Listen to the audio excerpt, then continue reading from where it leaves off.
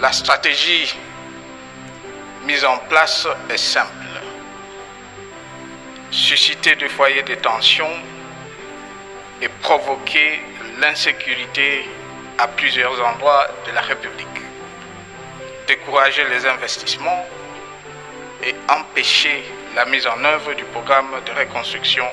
nationale. Bref, créer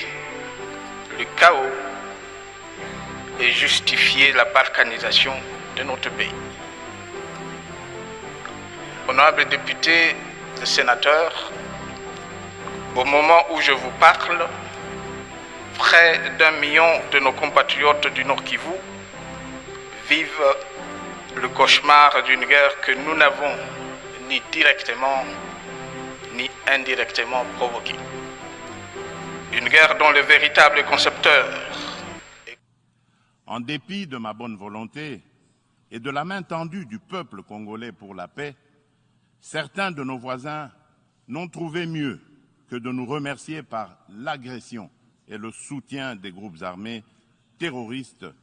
qui ravagent l'Est de la République démocratique du Congo. C'est le cas actuellement du Rwanda qui,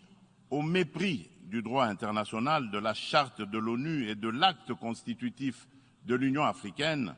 a une fois de plus non seulement agressé en mars dernier la République démocratique du Congo par des incursions directes de ses forces armées, les RDF,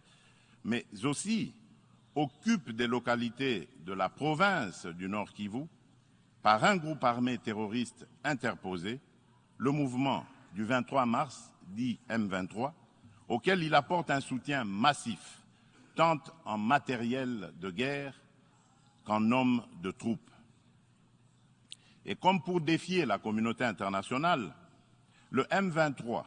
avec le soutien de l'armée rwandaise, a même abattu un hélicoptère de la MONUSCO et tué 8 casques bleus, commettant ainsi un crime de guerre.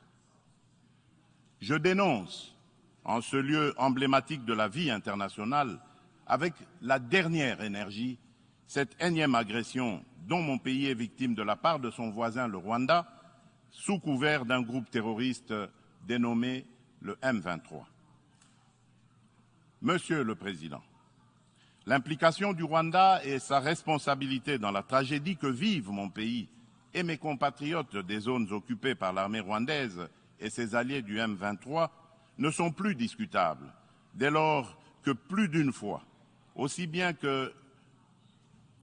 les groupes d'experts dûment mandatés par l'ONU et le mécanisme conjoint de vérification élargie